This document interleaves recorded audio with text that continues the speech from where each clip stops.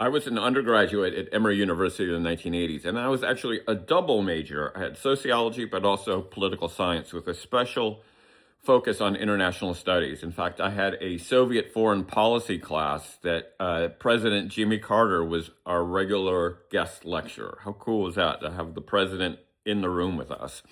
The reason I wanted to focus on other countries is I wanted to see what freedom and non-freedom looked like in other countries. Where was there totalitarianism and where was there a democratic pushback against it?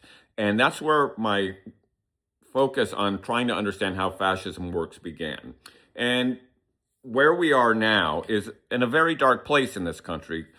As one example, Donald Trump's attacks on the press, his weaponization of the DOJ, his threatening to jail journalists, the actual arrest of Don Lemon for reporting on these issues is a hallmark of fascism. We see it in Putin's Russia, we see it in Viktor Orban's Hungary, and we are there. We are sliding down that rabbit hole into fascism.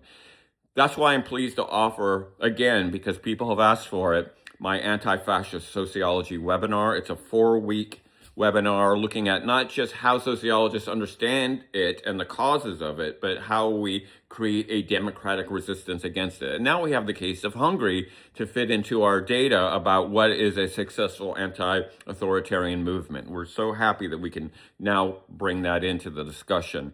It's 4 Thursdays in a row starting next Thursday, April 30th, I think. And we're doing evening classes this time. The previous ones were in the morning to get people in Europe into the space with us.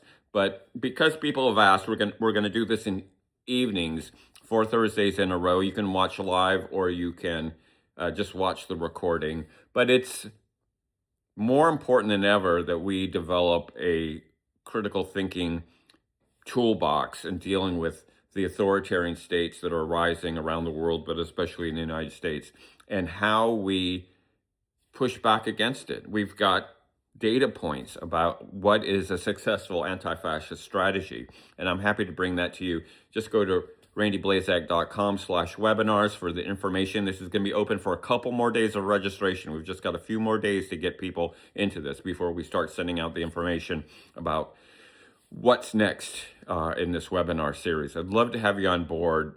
It's kind of more important than ever because it's happening, and we gotta think on our feet about how we're going to respond. Welcome to the resistance.